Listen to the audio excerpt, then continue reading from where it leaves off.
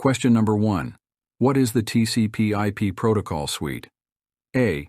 A set of protocols used for wireless communication. B. A collection of security tools for network defense. C. A widely used networking protocol suite. D. A programming language for web development. The correct answer is C. A widely used networking protocol suite. The TCP/IP protocol suite, also known as the Internet Protocol Suite, is a fundamental framework for communication in computer networks, including the Internet. It consists of several protocols that work together to enable data exchange between devices. Here's what each part of the answer means. Transmission Control Protocol, TCP, a connection-oriented protocol that ensures reliable data transfer between two devices. It establishes a connection, breaks data into packets, and reassembles them at the destination. User Datagram Protocol, UDP, a connectionless protocol that allows faster communication but does not guarantee reliability. It is commonly used for real-time applications like streaming and online gaming. Internet Protocol, IP, responsible for delivering packets from the source host to the destination host based on IP addresses. It handles routing, addressing, and fragmentation. Other protocols in the suite include ARP, Address Resolution Protocol, which associates IP addresses with MAC addresses, and ICMP, Internet Control Message Protocol, which detects and reports network error conditions used in ping. The TCP/IP protocol suite provides the foundation for end-to-end data communication, specifying how data should be packetized, addressed, transmitted, routed, and received. It is essential for networking and forms the backbone of the Internet. Question number 2. What is the primary cause of vulnerabilities in the TCP/IP protocol suite? A. Incorrect implementations by vendors. B. Inherent design flaws. C. Lack of encryption mechanisms. D. Insufficient network bandwidth. The correct answer is B. Inherent design flaws. Inherent design flaws in the TCP/IP suite itself are the root cause of many vulnerabilities. These flaws stem from the suite's origin, where security wasn't a primary concern. Limited authentication and authorization. Core protocols lack strong built-in mechanisms, making it easier for attackers to impersonate users or access unauthorized resources. Clear text communication. Many protocols don't encrypt data by default, leaving it vulnerable during transmission. Stateless nature. Most protocols don't maintain context about past interactions, making them susceptible to attacks like session hijacking and DOS. Trust model. The suite adopts a trust-by-default approach, assuming other devices are well-intentioned, leaving it vulnerable to malicious actors within trusted networks. Incorrect implementations by vendors do play a significant role, introducing additional vulnerabilities on top of the inherent design flaws. However, addressing design flaws requires more fundamental changes to the underlying protocols, while mitigating incorrect implementations focuses on fixing specific errors in software or hardware. While lack of encryption mechanisms, option C, and insufficient network bandwidth, option D, can exacerbate vulnerabilities and create new attack vectors, they are not the primary root cause. Addressing vulnerabilities, understanding the root cause, design flaws, is crucial for effective mitigation. However, complete mitigation may not be possible due to the need for backwards compatibility and interoperability. Therefore, a layered approach is necessary. Security protocols. Implement security protocols like IPsec and TLS-SSL to encrypt data and provide additional authentication and authorization mechanisms. Patching and configuration. Regularly patching software and properly configuring devices reduces the attack surface by addressing known vulnerabilities. Network segmentation. Segmenting networks into smaller, isolated zones can limit the potential impact of an attack. Intrusion detection and prevention systems. Deploying intrusion detection and prevention systems, IDS/IPS, can help detect and block suspicious activity. Question number 3. What role does encryption play in mitigating TCP/IP weaknesses? A. It prevents buffer overflow attacks. B. It secures network traffic. C. It improves routing protocols. D. It enhances DNS resolution. The correct answer is B. It secures network traffic. Explanation: encryption is a fundamental part of information security, and it plays a crucial role in addressing vulnerabilities within the TCP/IP protocol suite. Here's how encryption helps mitigate weaknesses. Securing network traffic. Encryption ensures that data transmitted over the network remains confidential and protected from unauthorized access. When data is encrypted, even if intercepted by an attacker, it appears as gibberish without the decryption key. By encrypting network traffic, we prevent eavesdropping, data tampering, and unauthorized access. Common encryption protocols include TLS, Transport Layer Security, and IPsec, Internet Protocol Security. Address spoofing. Each IP packet includes both the destination IP address and the source address. By default, there is no verification that the source address is legitimate. Encryption helps prevent address spoofing by ensuring that the source IP cannot be easily forged. Sequence number guessing. In a connection, each exchanged packet has a sequence number. Attackers can guess the next sequence number and inject forged data into communication. Encryption helps protect against this by making it harder to predict or manipulate sequence numbers. SYN flooding. This denial of service attack floods the target host with SYN packets, requests to open a connection. Encryption doesn't directly prevent SYN flooding, but it helps secure the communication channels, making it harder for attackers to exploit vulnerabilities. In summary, encryption enhances the security of network traffic, making it a vital defense against TCP/IP weaknesses. By encrypting data, we safeguard confidentiality, integrity, and authenticity during communication across networks. Question number 4. Why are there security flaws in the TCP/IP protocols? A. Due to incorrect implementations by vendors. B. Because of inherent design flaws. C. Lack of encryption mechanisms. D. Insufficient network bandwidth. The most accurate answer to the question, why are there security flaws in the TCP/IP protocols, is B. Because of inherent design flaws. While other factors can contribute to vulnerabilities, inherent design choices made in the TCP/IP suite for openness and interoperability leave it susceptible to certain attacks. These design flaws include lack of built-in encryption. TCP/IP itself doesn't encrypt data, leaving it vulnerable to eavesdropping if not secured by additional layers like SSL/TLS. Reliance on IP addresses for authentication. This allows attackers to spoof IP addresses, enabling unauthorized access attempts. Cleartext protocols. Many common TCP/IP protocols transmit information unencrypted, exposing sensitive data if intercepted. Sequence predictability. Attackers can potentially predict and manipulate sequence numbers in TCP connections for malicious purposes. Question number 5. Which of the following is a major cause of vulnerabilities in TCP/IP? A. Relying on IP source address for authentication. B. Strong encryption mechanisms. C. Robust firewall configurations. D. Frequent software updates. The major cause of vulnerabilities in TCP/IP is A. Relying on IP source address for authentication. Here's why. Relying on IP source address for authentication. This approach is inherently weak, as IP addresses can be easily spoofed, allowing attackers to appear as legitimate users and gain unauthorized access. This vulnerability leaves TCP/IP open to attacks like impersonation, session hijacking, and denial of service.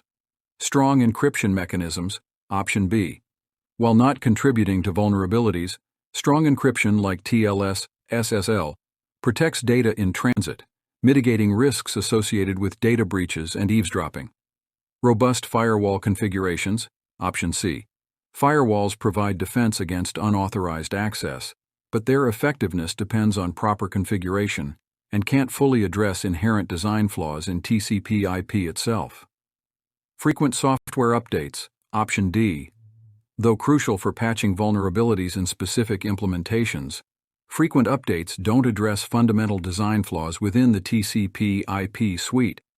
It's important to note that TCP/IP vulnerabilities stem from various factors, but relying on IP source address for authentication remains a key issue.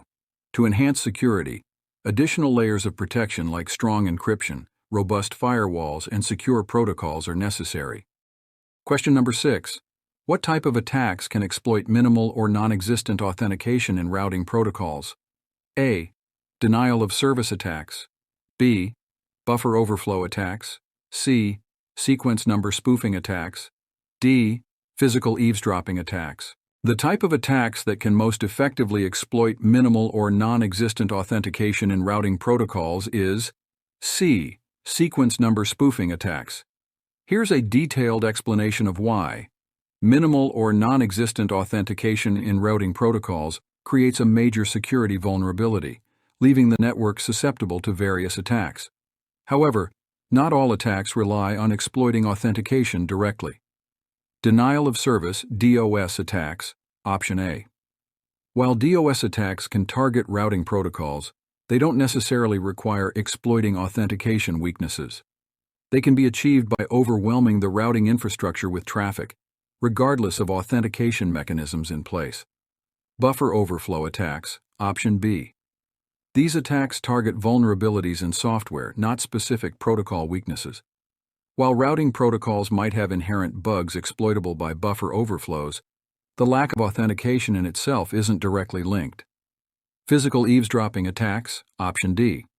While eavesdropping can intercept sensitive information flowing through routing protocols, it doesn't directly leverage the lack of authentication. Additionally, modern secure routing protocols often encrypt their transmissions, making eavesdropping less effective. Sequence number spoofing attacks, on the other hand, directly exploit the absence of strong authentication in routing protocols. These attacks work by observing legitimate routing messages and extracting their sequence numbers, crafting fake routing messages with spoofed sequence numbers to appear legitimate, injecting these fake messages into the network, manipulating routing tables, and potentially redirecting traffic to malicious destinations. Without strong authentication mechanisms, verifying the origin and legitimacy of these messages becomes difficult, allowing attackers to manipulate the routing system freely. Here are some additional points to consider. Other types of attacks, like root hijacking and man-in-the-middle attacks, can also benefit from weak authentication in routing protocols. Implementing secure routing protocols with robust authentication mechanisms, such as BGPsec, can significantly mitigate the risk of these attacks. Regularly patching and updating routing software and infrastructure further strengthens network security. By understanding the vulnerabilities and potential attacks, network administrators can take appropriate steps to secure their systems and protect data from manipulation and unauthorized access. Question number 7. What does TCP/IP stand for? A. Text Communications and Internet Protocol. B. Transmission Control Protocol Internet Protocol, correct. C. Transportation Control Protocol Internet Protocol. D. Total Connection and Internet Protocol. The correct answer is B. Transmission Control Protocol Internet Protocol.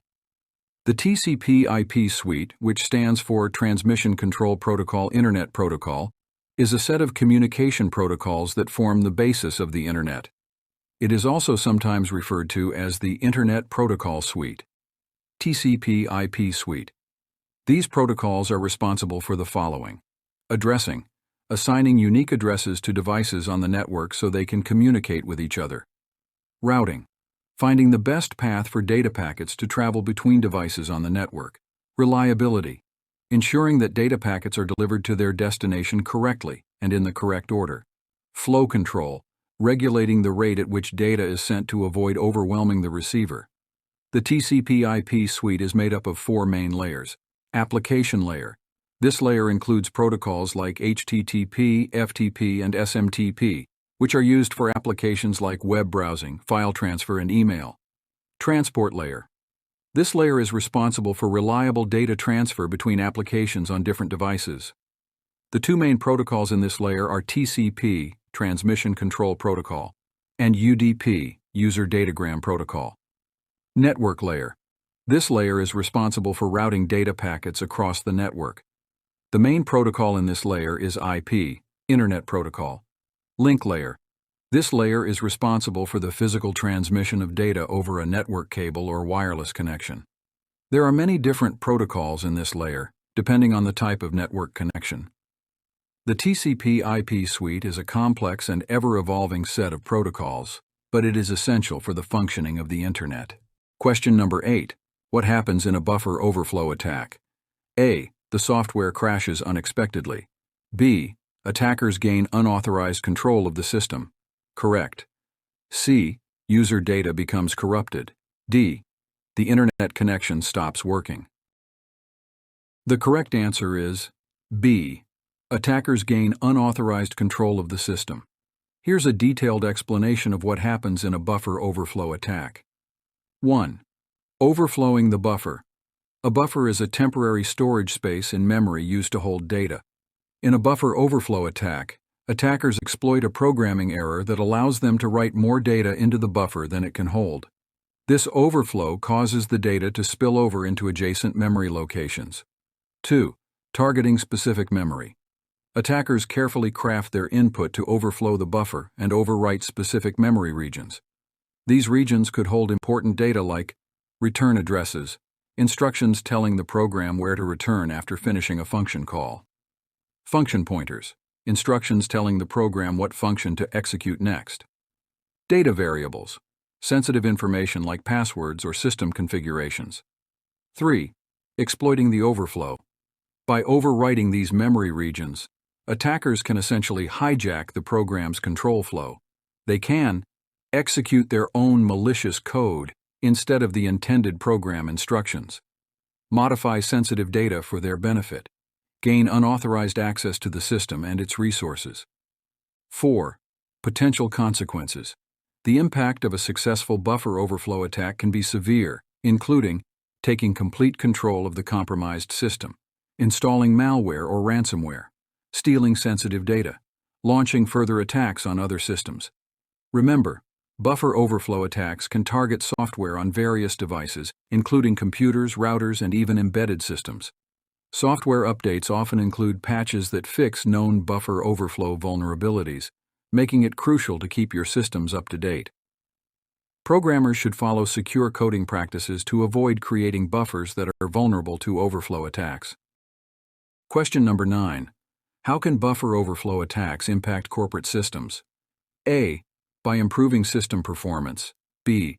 By stealing sensitive data. C. By enhancing network security. D. By increasing network latency. How buffer overflow attacks impact corporate systems. Buffer overflow attacks pose a significant threat to corporate systems, potentially causing severe damage in various ways. 1. Stealing sensitive data. Attackers can exploit buffer overflows to gain unauthorized access to sensitive information stored on corporate systems. This includes financial data, bank account details, credit card numbers, and other financial information, personal data, employee records, customer information, and healthcare data. Intellectual property, proprietary trade secrets, product blueprints, and marketing strategies. Once attackers access this data, they can use it for various malicious purposes, such as identity theft, financial fraud, or selling it on the black market. 2. Disrupting operations. Buffer overflows can corrupt system files and programs, leading to system crashes, application failures, and network outages. This can disrupt critical business operations, causing downtime, lost productivity, and financial losses. Attackers can also use buffer overflows to install malware or ransomware, further disrupting operations and potentially holding data hostage for ransom. 3. Damaging reputation. Data breaches and system outages caused by buffer overflow attacks can damage a company's reputation and erode customer trust. This can lead to lost business, decreased brand loyalty, and legal repercussions. 4. Financial losses. The cost of responding to a buffer overflow attack can be significant, including cost of investigation and remediation, identifying the attack, recovering lost data, and repairing damaged systems. Cost of regulatory fines and lawsuits. Companies may face fines and penalties for non-compliance with data protection regulations. Cost of customer compensation. Companies may be liable for compensating customers affected by the data breach. 5. Reduced employee productivity. Dealing with the aftermath of a buffer overflow attack can be time-consuming and stressful for employees, impacting their productivity and morale. Prevention and mitigation. Preventing buffer overflow attacks is crucial for protecting corporate systems. Here are some steps companies can take. Use secure coding practices. Train developers to identify and avoid buffer overflow vulnerabilities in their code. Install security patches promptly. Regularly update software with the latest security patches that address known vulnerabilities. Implement input validation. Validate user input to ensure it meets expected size and format limitations. Use memory protection mechanisms. Utilize memory protection features available in operating systems and programming languages. Deploy intrusion detection and prevention systems, IDS, IPS. Monitor network traffic for suspicious activity that might indicate a buffer overflow attack. By taking these measures, companies can significantly reduce the risk of buffer overflow attacks and protect their critical data and systems. Question number 10. Which of the following is not a cause of buffer overflow? A. Incorrect memory allocation. B. Unsanitized user input. C. Lack of encryption. D. Poorly written code. The correct answer is C. Lack of encryption. Option is not directly related. Here's why. Causes of buffer overflows. Incorrect memory allocation. Failing to allocate enough memory for data being written to a buffer is a common cause. If the data exceeds the allocated size, it overflows into adjacent memory regions, potentially overwriting critical code or data. Unsanitized user input. Malicious attackers can inject harmful code or data through inputs like forms, cookies, or network packets. If this data isn't validated and sanitized before processing, it can overflow the buffer and compromise the system. Poorly written code.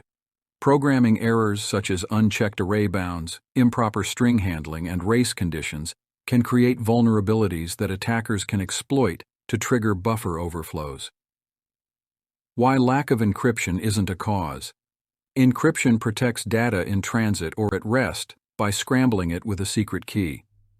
While not directly causing buffer overflows, lack of encryption can amplify their impact. If sensitive data like passwords or credit card numbers are stored or transmitted unencrypted, a successful buffer overflow attack could expose this information to attackers. Essentially, encryption adds a layer of defense against data breaches, even if a buffer overflow occurs. However, it alone cannot prevent buffer overflows from happening in the first place. Question number 11. What is the primary goal of a buffer overflow attack? A. To improve system performance. B. To crash the system. C. To gain unauthorized access. D. To enhance network speed. The primary goal of a buffer overflow attack is C. To gain unauthorized access. Here's why the other options are incorrect. Improve system performance. A. Buffer overflow attacks do the opposite, potentially destabilizing and slowing down the system. Crash the system. B. While crashing the system can be a side effect, it's not the main objective. Attackers aim to exploit the overflow for further actions. Enhance network speed. D. This is completely unrelated to the purpose of buffer overflow attacks. How buffer overflow attacks gain unauthorized access. Exploiting the vulnerability. Attackers exploit a programming error in software that leads to exceeding the intended size of a memory buffer. Overwriting memory. This overwriting corrupts nearby data, including program instructions or system settings. Injecting malicious code. Attackers can insert their own code into the overwritten memory, giving them control over the program's execution. Gaining access. This code can then perform various malicious actions, including stealing data, installing malware, or disrupting operations. Therefore, the primary goal of a buffer overflow attack is to gain unauthorized access to a system or its resources by exploiting a software vulnerability. Question number 12. Which defense mechanism can prevent buffer overflow attacks? A. Strong encryption. B. Regular software updates. C. Proper input validation. D. Increased network bandwidth. The most effective defense mechanism to prevent buffer overflow attacks is C. Proper input validation. Here's why. Strong encryption. A.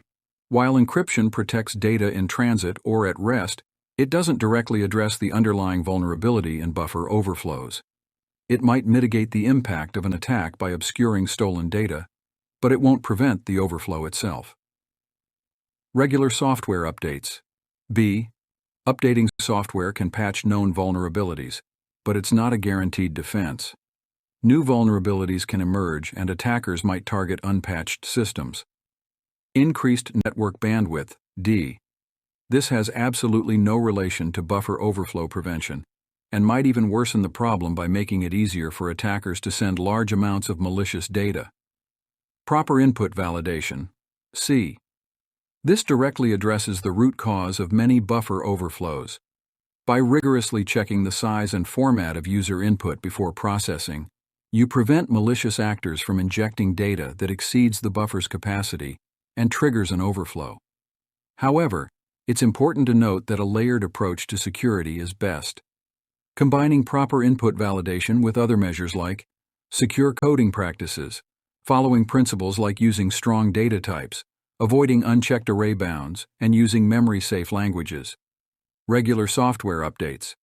Patching known vulnerabilities promptly minimizes the attack surface. Memory protection mechanisms. Utilizing features like address space layout randomization, ASLR, and non-executable stacks can make exploitation more difficult. Question number 13. What is the role of encryption in mitigating TCP/IP weaknesses? A. It prevents buffer overflow attacks. B. It secures network traffic. C. It improves routing protocols. D. It enhances DNS resolution. The role of encryption in mitigating TCP/IP weaknesses is primarily B. It secures network traffic. While other options play a role in security, they don't directly address the core focus of encryption in the context of TCP/IP, prevents buffer overflow attacks. A. Encryption doesn't directly prevent buffer overflows, which are software vulnerabilities. While it may protect the contents of sensitive data even if an overflow occurs, it doesn't address the root cause of the vulnerability. Improves routing protocols. C. While some specific secure routing protocols like BGPsec utilize encryption, encryption itself doesn't inherently improve routing protocols in general. Enhances DNS resolution. D. DNS resolution can leverage encryption protocols like DNS-SEC, but again, this isn't the primary role of encryption for TCP/IP weaknesses. How encryption secures network traffic. Confidentiality. Encrypted data becomes unreadable to anyone without the decryption key, protecting sensitive information like passwords, financial details, and personal data transmitted over the network. Integrity. Encryption ensures that data isn't tampered with in transit, preventing attackers from modifying or manipulating information. Authentication. Some encryption protocols, for example TLS/SSL, offer optional authentication mechanisms, providing verification of the communicating party's identities. Benefits of encryption in mitigating TCP/IP weaknesses. Prevents eavesdropping. By securing network traffic, encryption protects against attackers intercepting sensitive data on shared networks, for example public Wi-Fi. Protects against man-in-the-middle attacks. Encryption makes it difficult for attackers to impersonate legitimate participants in a communication, as they wouldn't possess the necessary decryption key. Reduces data breach risks. Even if attackers gain access to encrypted data, it remains unusable without the decryption key, mitigating the impact of potential breaches. However, it's important to note that encryption isn't a silver bullet. While crucial, it's one layer of security within a broader strategy. Addressing other TCP/IP weaknesses like authentication and secure protocols is also essential. Performance overhead. Encryption can introduce some processing overhead, and choosing appropriate algorithms and configurations is necessary to balance security with performance needs. Question number 14. Which type of attack exploits the vulnerability in the TCP three-way handshake? A. SYN flood attack. B. DNS spoofing attack. C. ARP poisoning attack. D. ICMP redirect attack. The type of attack that exploits the vulnerability in the TCP three-way handshake is A. SYN flood attack. Here's why the other options are incorrect. DNS spoofing attack. B. This attack targets DNS resolution, not the TCP three-way handshake. It misdirects users to malicious websites by creating fake DNS entries. ARP poisoning attack. C.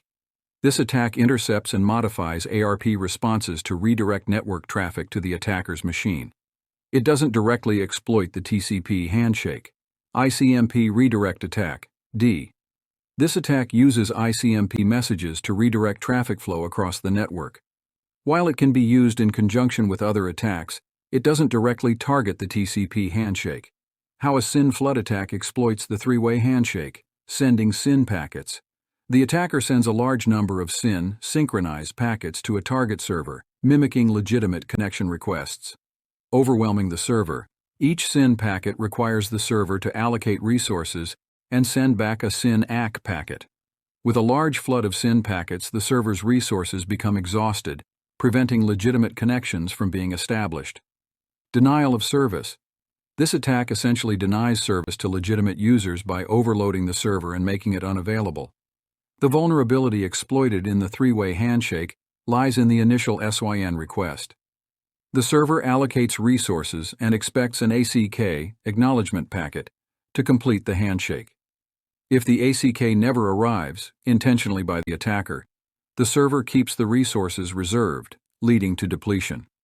By understanding the vulnerability and how SYN flood attacks exploit it, we can implement mitigation strategies like rate limiting the number of incoming SYN packets to prevent overwhelming the server. SYN cookies, using cookies instead of server resources to track connections, reducing resource consumption during the handshake. Advanced filtering, implementing network filters to identify and drop suspicious SYN packets before reaching the server. Question number 15. What is the purpose of the TCP sequence number? A. To ensure data integrity. B. To track the order of transmitted packets. C. To prevent buffer overflow attacks. D. To encrypt network traffic. The primary purpose of the TCP sequence number is B. To track the order of transmitted packets. Here's why the other options are incorrect. Ensure data integrity. A. While the sequence number can assist in identifying missing or out-of-order packets, its primary function isn't directly related to data integrity. Dedicated mechanisms like checksums are used for that purpose. Prevent buffer overflow attacks. C.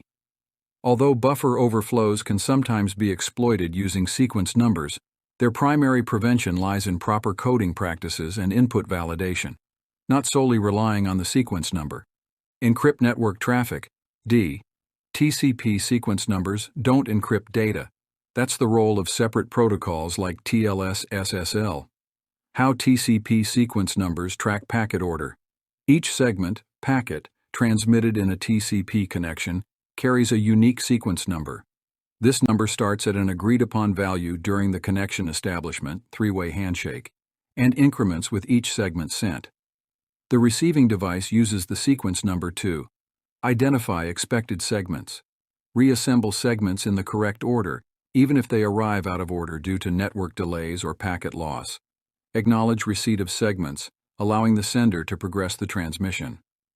Benefits of TCP sequence numbers: reliable data transfer, guaranteeing ordered delivery of data, even in unreliable network conditions. Flow control, regulating the transmission rate based on the receiver's acknowledgement, preventing overwhelming the receiver. Congestion control, detecting and adapting to network congestion by analyzing acknowledgement patterns and sequence numbers.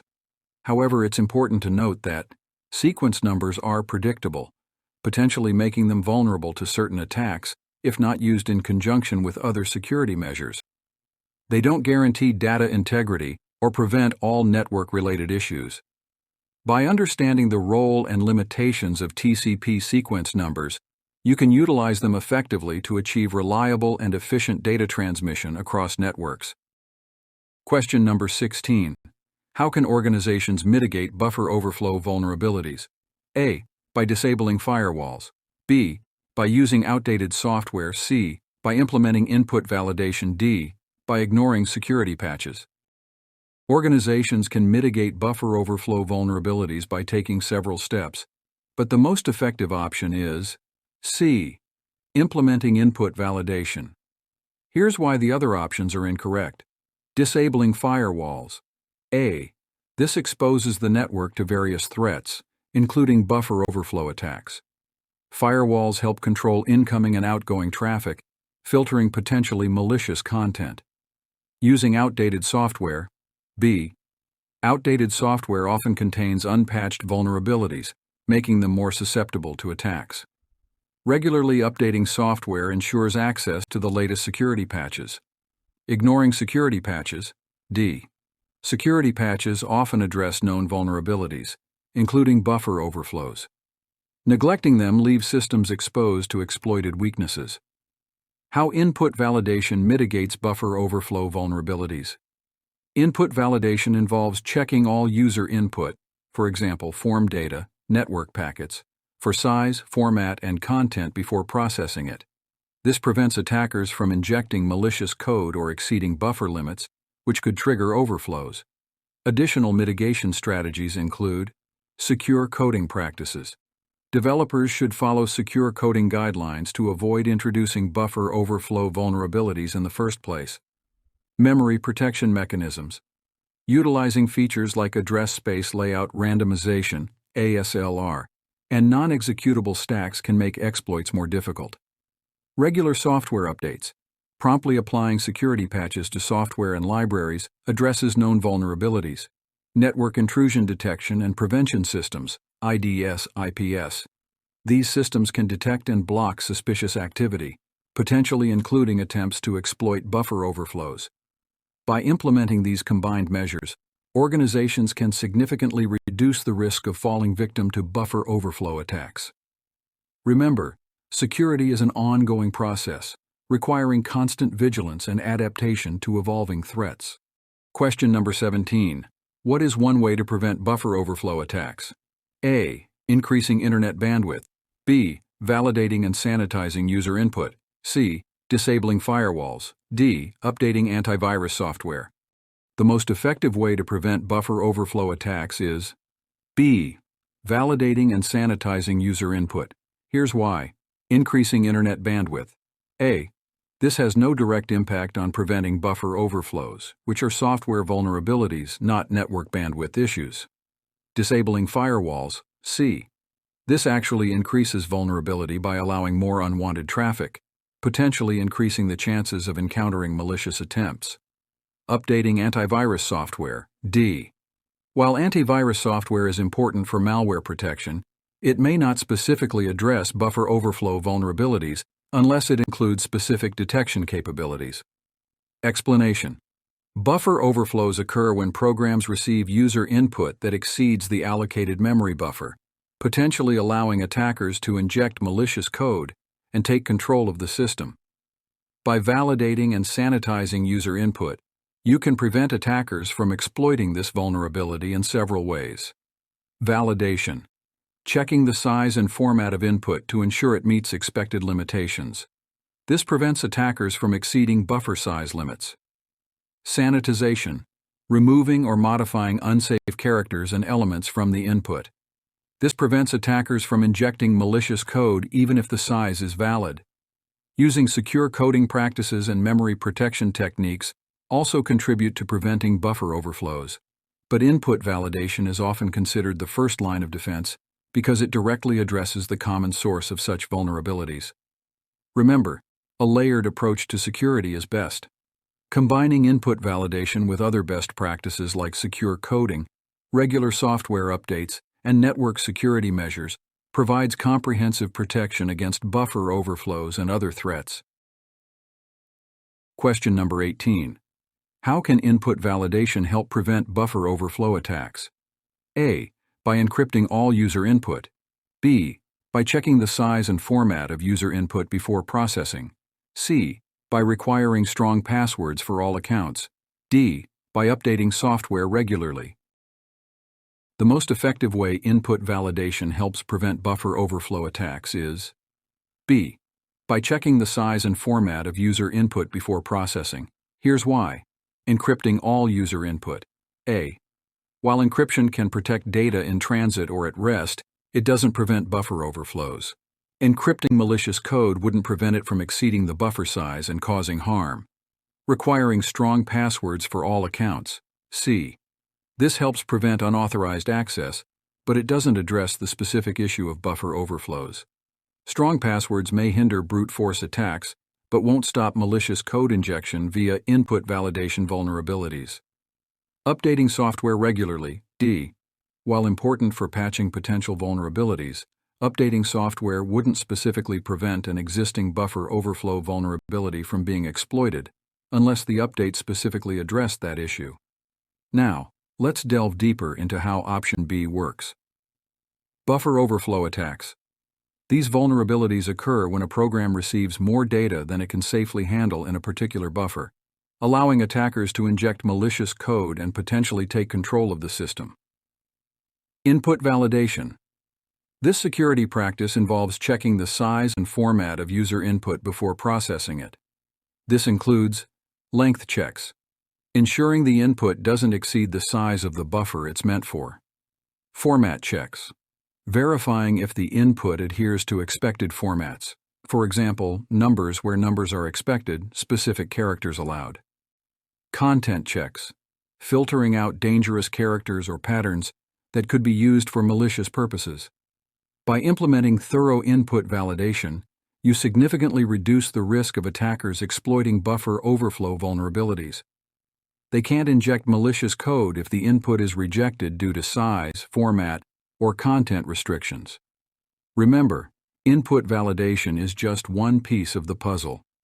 Secure coding practices, memory protection mechanisms, and regular software updates are equally important in defending against buffer overflows and other cyber threats. Question number 19. What security protocol helps secure communication in web applications within the TCP/IP suite? A. HTTP. B. ICMP. C. TLS, SSL. D. ARP. The security protocol that helps secure communication in web applications within the TCP/IP suite is C. TLS, SSL. Here's why. HTTP. A. This is the Hypertext Transfer Protocol, which serves as the foundation for communication between web browsers and servers. However, HTTP inherently transmits data in plain text, making it vulnerable to eavesdropping and manipulation. ICMP. B. This stands for Internet Control Message Protocol and primarily handles diagnostic and error messages between network devices. It doesn't provide security for web application communication. ARP. D. Address Resolution Protocol resolves IP addresses to MAC addresses and doesn't offer encryption or authentication for secure communication. Explanation.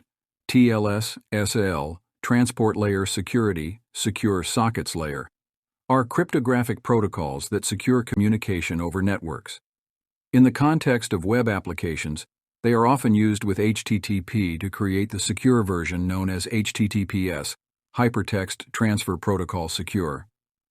Here's how TLS-SSL helps secure communication. Encryption. It encrypts data transmitted between the browser and server, making it unreadable to anyone intercepting it. This protects sensitive information like passwords, credit card details, and personal data. Authentication. It can authenticate the server to the browser and vice versa, ensuring you're communicating with the intended party and not a fraudulent imposter. Data integrity. It verifies that the data hasn't been tampered with during transmission, ensuring its authenticity and reliability. By using TLS-SSL, web applications can guarantee confidentiality. Data is kept private and secure. Integrity. Data remains unaltered and trustworthy. Authentication. Communication parties are verified. Remember, while TLS-SSL significantly enhances security, it's crucial to implement additional security measures like proper input validation, secure coding practices, and regular software updates for comprehensive web application protection. Question number 20. What is the purpose of firewalls in securing TCP/IP networks? A. To encrypt all network traffic. B. To control incoming and outgoing traffic based on security policies. C. To detect and block malware. D. To translate between different IP addresses. While firewalls contribute to various security aspects in TCP/IP networks, The primary purpose that sets them apart is B. To control incoming and outgoing traffic based on security policies. Here's why the other options are not the main purpose of firewalls. Encrypt all network traffic. A. While some firewalls can offer encryption features, it's not their primary role. Encryption is often handled by dedicated protocols like TLS/SSL. Detect and block malware. C. While firewalls can be integrated with intrusion detection prevention systems, IDS/IPS, to enhance malware detection, their core functionality lies in traffic control. Translate between different IP addresses. D. This is the role of NAT, network address translation, which can be a feature within some firewalls but not their main purpose. How firewalls control traffic. Security policies. These define which traffic is allowed and blocked based on criteria like port numbers, IP addresses, protocols, and content type. Packet filtering. Firewalls examine individual packets and compare them to the defined policies. Inspection. Based on policy rules, firewalls may perform deeper inspection of packet content, for example, application layer inspection, for more granular control. Benefits of firewalls in TCP/IP security: prevent unauthorized access, block malicious traffic and unauthorized attempts to access internal resources. Limit exposure. Restrict unnecessary outbound traffic, reducing the attack surface and potential data leaks. Enforce policy. Implement security policies consistently across the network. Improve network performance. By filtering unwanted traffic, firewalls can optimize bandwidth usage and network performance. Remember, firewalls are a crucial security element, but not a complete solution. They need to be combined with other security measures like strong passwords, encryption, and regular software updates. Different types of firewalls offer varying functionalities and levels of protection. Choosing the right firewall for your specific needs is important.